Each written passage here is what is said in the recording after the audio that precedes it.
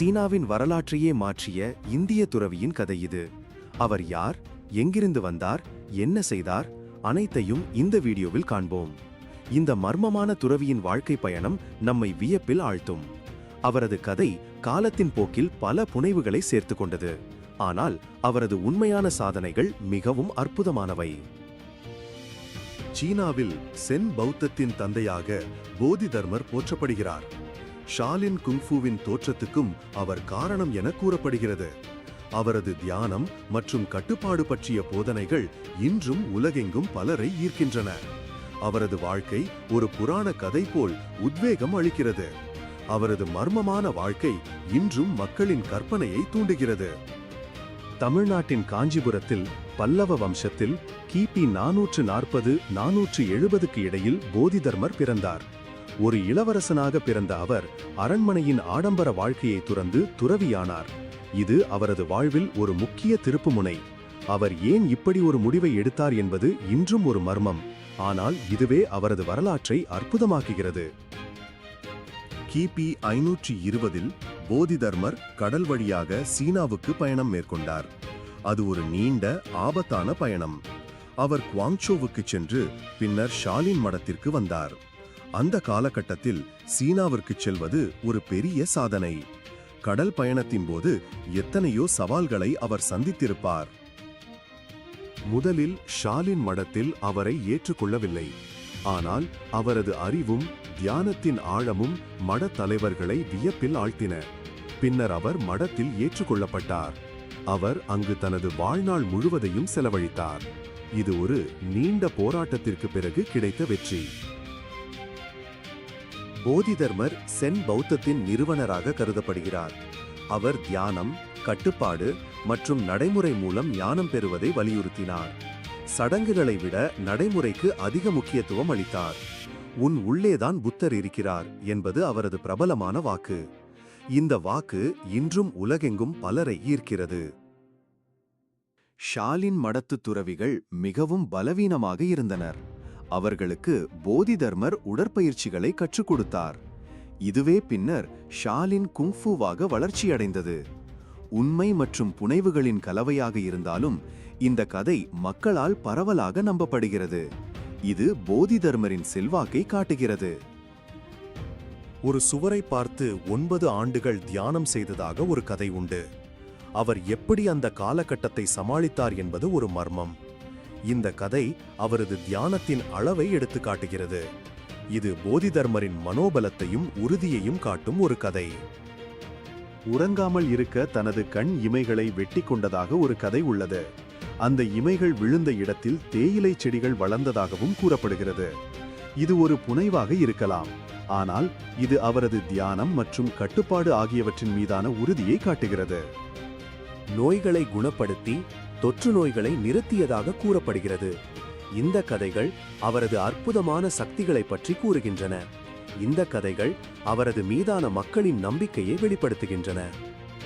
சீனா, Korea, Japan ஆகிய நாடுகளில் சென் பௌத்தம் பரவுவதற்கு அவர் பெரிதும் உதவினார். ஆன்மீக விழிப்புணர்வு மற்றும் போர் வீரத்தின் அடையாளமாக அவர் மாறினார். அவரது செல்வாக்கு காலத்தால் மங்காதது. தொற்று மரபில் அவர் போதித்தர் என்று அழைக்கப்படுகிறார். தொற்று நோயை இந்திய மருத்துவம் மற்றும் மூலிகைகள் மூலம் நிறுத்த சீனாவுக்கு சென்றதாக கூறப்படுகிறது. இது அவரது மனிதநேயத்தை வெளிப்படுத்தும் கதை. கிபி 532இல் சீனாவில் அவர் இறந்ததாக நம்பப்படுகிறது. அவரது அடக்கம் செய்யப்பட்ட இடம் இன்னும் தெரியவில்லை. இறந்த பிறகும் அவரை உயிருடன் பார்த்ததாக ஒரு பயணி கூறியதன் மூலம் அவரது அழியாமை பற்றிய புராணம் உருவானது. சென் பௌத்தத்தின் தந்தை ஷாலின் குங்ஃபூவின் தந்தை என்று அறியப்படுகிறார். அவரது வாழ்க்கை வரலாறு உண்மை மற்றும் புனைவுகளின் கலவையாக உள்ளது. ஒரு துறவி, குணமாற்றுக்காரர், ஆசிரியர், போர் வீரர், துறவி என அவர் நினைவு கூறப்படுகிறார். அவரது கட்டுப்பாடு, தியானம் மற்றும் உள் வலிமை உலகை மாற்றும் என்பதை அவரது வாழ்க்கை நமக்கு காட்டுகிறது. இன்றும் அவரது வாழ்க்கை பலருக்கு உத்வேகம் அளிக்கிறது. அவரது கதை காலத்தால் மறக்கப்படாதது. போதிதர்மரின் வாழ்க்கை இன்னும் பல மர்மங்களால் சூழப்பட்டுள்ளது. அவரது சில செயல்களின் உண்மை இன்னும் தெளிவாக தெரியவில்லை. ஆனால் அவர் உலகிற்கு செய்த பங்களிப்பு மிகப்பெரியது. அவர் இன்றும் பலருக்கு ஒரு உத்வேகமாக இருக்கிறார். ஒரு அரண்மனை இளவரசனாக வாழும் வாய்ப்பை விட்டுவிட்டு துறவற வாழ்வை தேர்ந்தெடுத்த போதிதர்மரின் முடிவு எவ்வளவு கடினமானதாக இருந்திருக்கும் என்று சிந்திப்போம். அவரது இந்த முடிவுதான் அவரை வரலாற்றில் ஒரு முக்கிய நபராக மாற்றியது. கடல் வழியாக சீனா செல்வது அந்த காலத்தில் எவ்வளவு ஆபத்தான பயணமாக இருந்திருக்கும் என்பதை கற்பனை செய்து பாருங்கள். கடல் சீற்றம், உணவு பற்றாக்குறை மற்றும் பல ஆபத்துகளை அவர் சந்தித்திருக்கலாம். முதலில் மடத்தால் ஏற்றுக்கொள்ளப்படாத போதிதர்மர் தனது தியானம் மற்றும் அறிவு மூலம் மடத்தலைவர்களை எவ்வாறு ஈர்த்திருப்பார் என்பது ஆச்சரியமாக உள்ளது. அவரது உறுதித்தன்மையின் வெளிப்பாடு இது. போதிதர்மரின் தியானம் எவ்வளவு ஆழமானதாக இருந்திருக்கும் என்பதை கற்பனை செய்து பாருங்கள். ஒரு சுவரை பார்த்து 9 ஆண்டுகள் தியானம் செய்வது என்பது எவ்வளவு கடினமானது என்பதை நாம் உணர வேண்டும். சென் பௌத்தத்தின் அடிப்படைகளை பற்றி அறிந்து கொள்வோம். தியானம், கட்டுப்பாடு மற்றும் நடைமுறை மூலம் ஞானத்தை அடைவது எவ்வாறு சாத்தியமாகும் என்பதை அறிந்து கொள்வோம். ஷாலின் குங்ஃபூவின் தோற்றத்தின் பின்னணியில் இருக்கும் உண்மைகள் மற்றும் புனைவுகளை ஆராய்வோம். இந்த கலவையே இந்த கதையை மிகவும் சுவாரஸ்யமாக்குகிறது.